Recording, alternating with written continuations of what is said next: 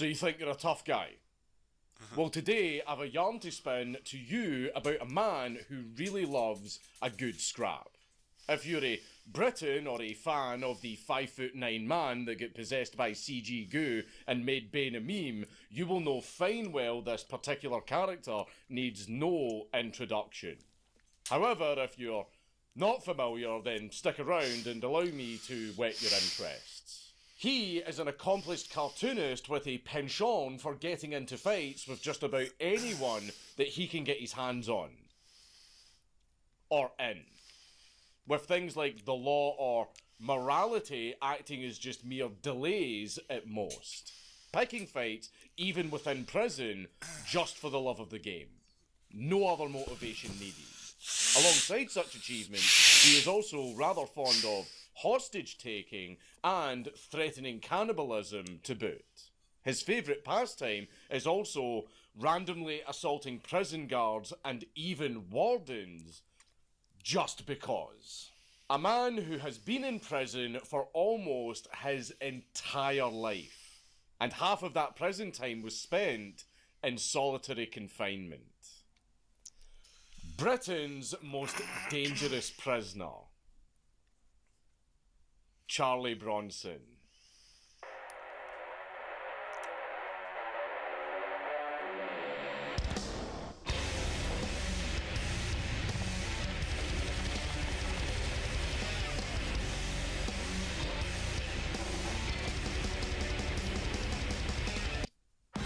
Wayfair's Black Friday is back. Discover thousands of deals, like sofas from £249 and dining tables from £139. Don't miss out. Shop from the 20th of November to the 1st of December at wayfair.co.uk.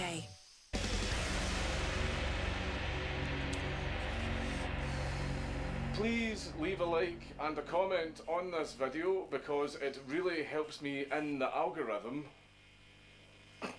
It's that time of year again. Can you hear it? The crashing of shopping trolleys, the riots at shop checkouts, the brawls at the shelves, the screaming. Oh God, the screaming. That's right, Black Friday is upon us once again, and I'm going to need a good video game trailer soundtrack in my ears to accompany the fight for good deals. But I'm also going to need to keep my wits about me in case a middle-aged mother of four wants to whack me from behind as I try to buy presents for my own children. And that is where today's sponsor, Raycon, comes in with their essential open earbuds. With their open ear design and multi-angular hook, these bad boys provide the immersive audio you know and love while also keeping you aware of your surroundings, so that your fellow Black Friday shoppers can't get the drop on you. And their multi-angular hook provides a custom secure fit so that they will stay in no matter how much I get beaten up.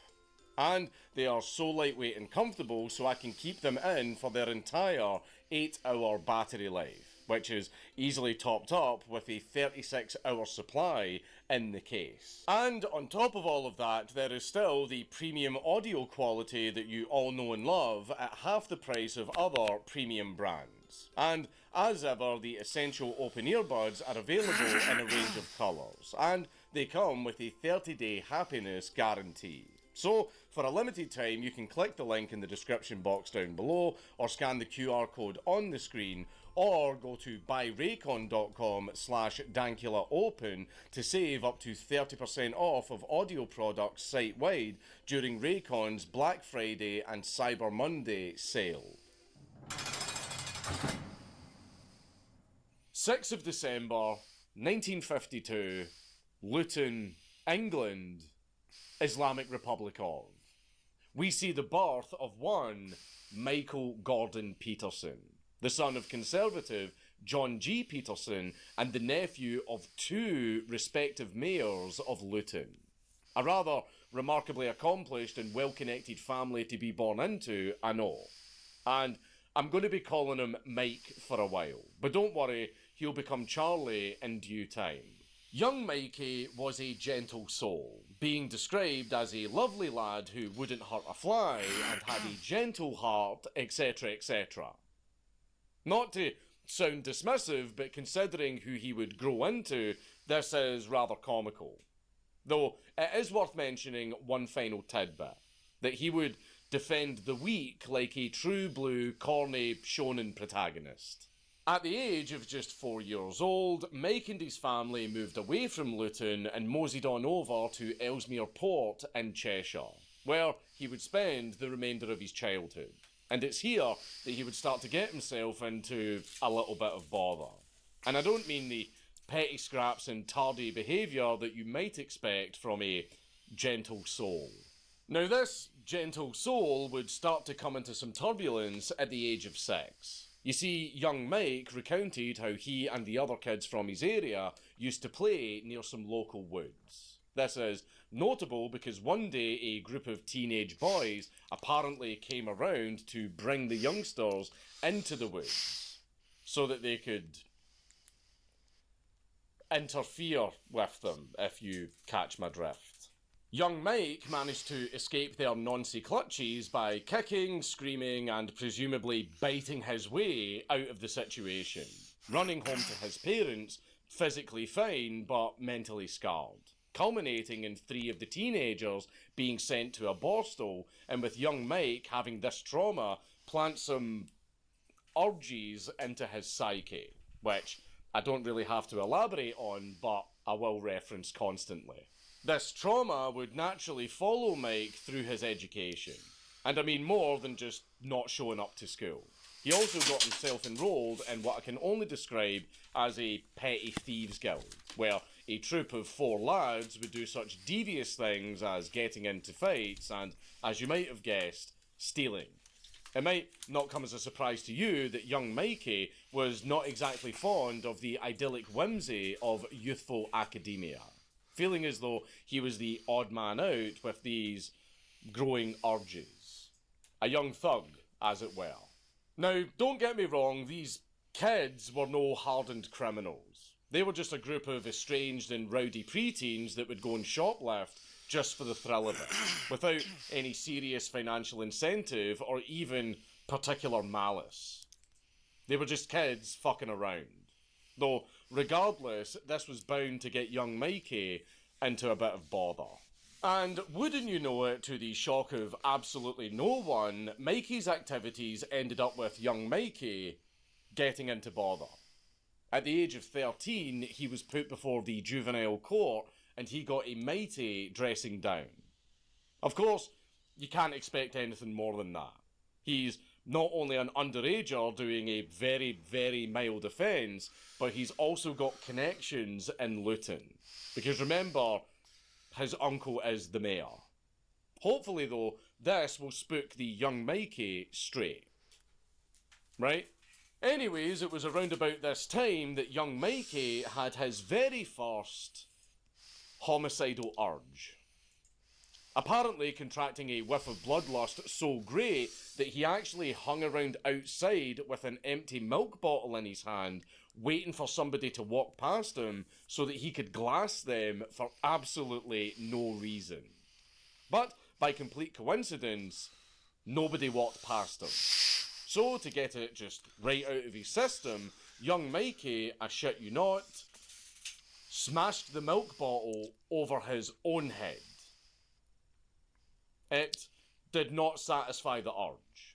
It merely dulled the desire and gashed his own head open.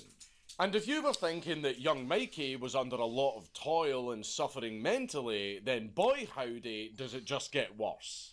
Because, amongst all of this tragic backstory shite, another blow befell the lad. His school became mixed. And I don't mean race, no, something much, much worse. I mean there were now girls in his class. Yucky. So, what's the big deal with that? In Bend, Oregon, we have boys and girls going to school together all the time, and we are legally classed as normal. Well, first off, you're from Oregon. Second off, you're quite literally a bender. Donkey Dan. And third, you need to remember that despite the constant gnawing desire to kick the shit out of people and the side hustle as the Luton Grey Fox, Mikey was still, remember, a gentle soul. And as such, was incredibly shy around the fairer sex. Well, bless his wee soul, because he fell for his first girlfriend, a young dame named Shirley. However, due to the nature of adolescent romance, it was mercifully short yet needlessly awkward, leaving young Mike flustered and torn over both the heartbreak and the inability to properly articulate his feelings due to the fact he was apparently a shy wallflower dandy who didn't do nothing besides frolic through men. Can you type in the channel name and I'll watch it in a minute? We'll watch it together. Yeah, I miss him. I've had a couple of cries on YouTube over people that I'll never get to talk to again, and Faith was one of them, you know. Faith and OJ.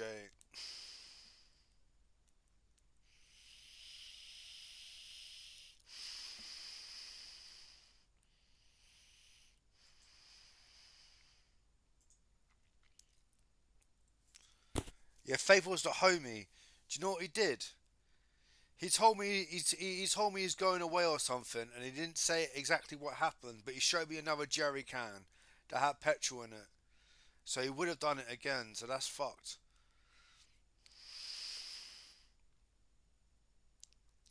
I kind of want to go to that place and write on the wall, Faith Davidson is innocent.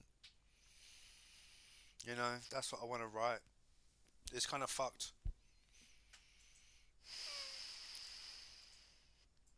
Meadows and help Granny whenever he could. In all seriousness, this entire situation wasn't a tenable environment for a young chap like Mike to live in. And he eventually ended up moving back to Luton for a fresh start out of school, after getting expelled from multiple other schools for fighting, skiving, or joyriding on stolen bikes. Well, eventually, at the age of 15, he picked himself up a job at, I shit you not, Tesco's. To the non-European Anglophones in the audience, allow me to explain. That is very, very fucking funny, for a reason that I cannot explain to a foreigner. Charlie Bronson used to work in Tesco's. And no, it's not the same as Walmart. It's somehow even more cursed. Especially considering that his grand and fruitful career in I used to work in Asda. Retail concluded after only a fortnight due to Mikey smashing his manager over the head with a stamp gun, resulting in him getting sacked. This came about due to said manager apparently making Mike look like quite the silly billy in front of some customers, which made Mike explode into a turd rage. Luckily for Mikey, the manager decided to not phone the police for whatever reason and just simply fired him instead. I had to take those off, they were hurting my eyes. But anyway, from here, Mikey would basically spend the next couple of years on side quests, meeting up with a pal and deciding to hitchhike and travel the British Isles, taking the ferry to Dublin before moseying on up to Belfast. And then he was subsequently picked up by the RUC for questioning. Mikey visited during a rather tenuous time in Northern Ireland's history. Now, I've not found an elaboration as to why he was detained and questioned, and the date is rather unclear. But if I had to guess, it's because he and his companion had just drifted up from the Republic into Northern Ireland sometime around 1967. And being petty criminals with a penchant for fighting, they presumably got themselves into a little bit of bother right as the Troubles were kicking off. And seeing as how the country was in high alert with nascent paramilitaries forming with foreign volunteers abound, that does warrant a rather brisk talking to at the very least. And no, they don't get away with it just because they're English. They can still be smugglers, sympathisers, saboteurs, or even worse, LARPers. They were eventually let go, and upon getting told to fa bala and get to fuck out of Ulster, the lads found themselves back in Luton, where Mikey got into a soft domestic with his dad. Upon sorting it out, he got himself a job working with a pal of his as a brickhod on a building site. This went rather well at... Do you know what? Do you know what it used to be in the olden days? You would get paid per brick that you could carry. So there were some people that made their own backpack things. That's what my grandma said. My grandma told me some wild funny stories, man. Some are like really fucking like racist, but it's funny. First, with Mikey finally getting what felt like some honest pay for some honest work. However, this is Mikey we're talking about. And he ended up finding one of the bricklayers that he worked with to be rather distasteful. However, instead of assaulting the lad, Mikey instead just decided to stop showing up to work. Which, I mean, I guess is kind of character development. Silver linings and all that. Regardless, Mikey started drifting around from gig to gig, working in both a hat and dye factories, and then leaving because, wouldn't you know it, he would constantly get into fights with his co-workers. Deciding that, as a matter of fact, Luton was not the promised land after all, Mikey went back to Ellesmere Port. He moved in with his grandparents and got himself some work in a plastering firm. Where's the fucking as a link? I labourer. can't see out. This ended up actually being a lot more stable for young Mike. I can't see He would anything. play cards with the fellas every Put it in Friday, Discord. and he even started Send it to me getting on rather Discord, good bro. at chess. He was even doing the prestigious lad pastime of getting shit-faced in a pub and realising that all of your friends are just fake and bad influences that enable your alcoholism. And they only hang out with you when you've got money to buy all of them rounds. A rather fucking crazy concept to be introduced to when you're just a 16-year-old who could hold down a job about as well as I can hold down vegetables. I'm not a carnivore by choice. I just have the palate of a toddler. So, with that knowledge in mind, Mikey doubled down, drifting from work to work and getting into minor scuffles like normal, until one Christmas, young Mikey got into a rather heated disagreement with his current girlfriend's father, culminating in Mikey waltzing outside to let out his pent-up frustrations on random parked cars. Then waiting for the owners of said cars to come over and then beating the shit out of them. He was then saved from a de facto lynching by the police arriving to arrest him. Before he knew it, Mikey was sitting before a judge, and this time there would be no slap on the wrist. He was instead sent to HMP Risley. Wix gives you the power of AI to build the website you need. With full on remand for the criminal damages incurred from his little luditic tard range, befriending and falling under the tutelage of a mixed-race burglar called Snowy. Mikey got valuable insight and lessons in surviving the prison system. Though, before he could even practice any of it, he was fined and released on probation. Now, you might be wondering why I just took a shot there. Well, apparently my own staff are my punishment for actions in a past life, and they've decided to torment me by creating a game where I have to take a shot every single time a new prison is mentioned. Because old Mikey gets moved prisons a lot. A fucking lot. And the rules are, it's only when a new prison gets mentioned.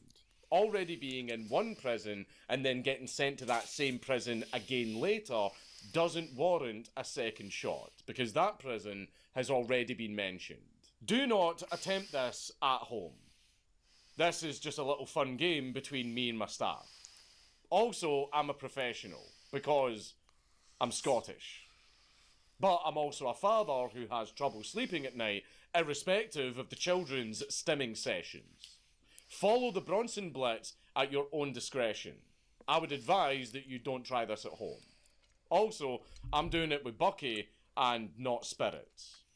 Although, to be honest, this is probably so much work. Now, for a normal person, this brief spell in prison would be a wake-up call that maybe they were going down the wrong path in their life. And for Mikey, it very well seemed like it was, because apparently HMP Risley was just not his vibe. And after getting a new job as a furniture remover to help pay off his fines, it would seem as though young Mikey was a changed man right on course for redemption. But then Not he good, started even though hanging it is around coming with lads. from Yo, a Broadway play. A good Yo. place. Yeah. hello. Hey, yo, what up, lemons? Fucking. I'm gonna Oh, see I the thought movie. it was King Troy. That's why I ignored him at first. I was like, I'm not saying hello to that fat fuck.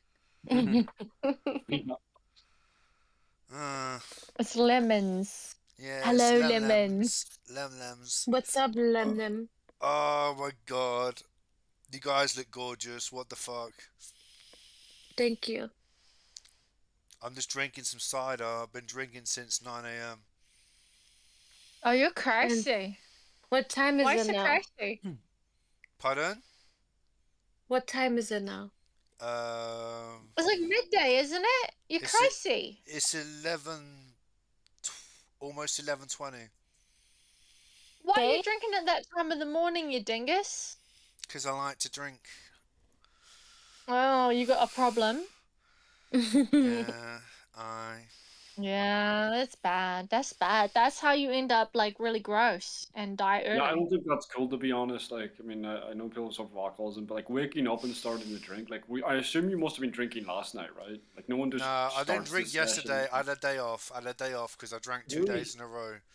The thing Oh. is, right, I'm an Day off alcoholic. drinking. I had no money, so I stopped counting the days to make it not as bad. And then as soon as I got money, I bought some alcohol. I bought some fucking alcohol. Do you guys want to see my hat? Yeah, Oh my go on then. gosh. It's a very rare hat. No one else has this hat in the world. No one else has this hat. I'll show you. When the Camera's camera- loading for me. I don't know if I wait, want I know to. why it's not That working. was crazy segue.